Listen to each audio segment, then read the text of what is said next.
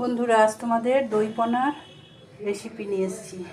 দেখো, দুটো পোনা মাছকে আমি নুন, হলুদ আর সর্ষের তেল মাখিয়ে রাখলাম।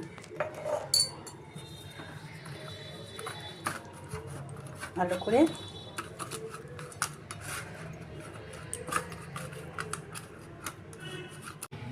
এবারে কড়াতে ঘি দিলাম 1 চামচে।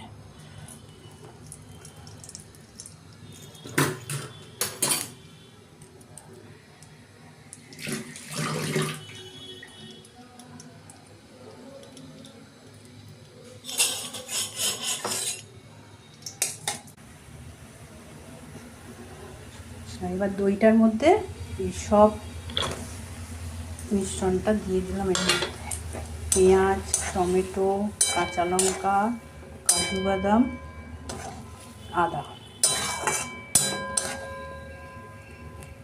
এগুলো একটু ভাজা ভাজা করে নেব। আচ্ছা, এটা বেশ ভাজা ভাজা হয়ে গেল। এবার এটা ঠান্ডা করতে দেব। ঠান্ডা করে মিক্সিতে পেস্ট করব।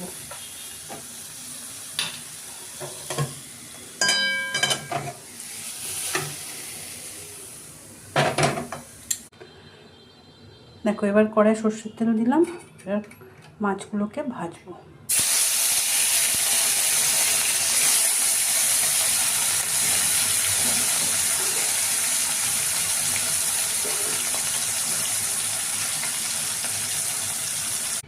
দেখো, মাছটা ভাজা হয়ে গেছে। ওই তেলে একটু কালো জিরে ফোড়ন দিলাম আর পেস্টটা, টমেটো, আদা, কাঁচা লঙ্কা, পেঁয়াজের যে পেস্টটা ছিল ওর মধ্যে দিয়ে দিলাম।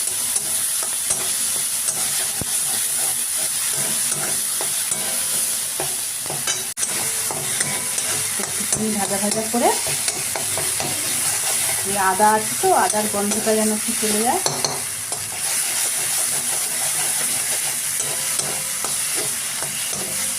খুব টেস্টি হয় গরম ভাতে।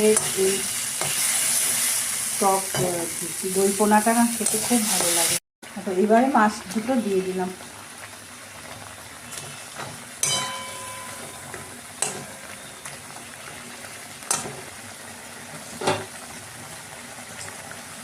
একটু জল দিলাম, মাছটা সেদ্ধ হয়ে যাবে। হয়ে গেল আমার দই পোনা। একটু ফুটে যাক।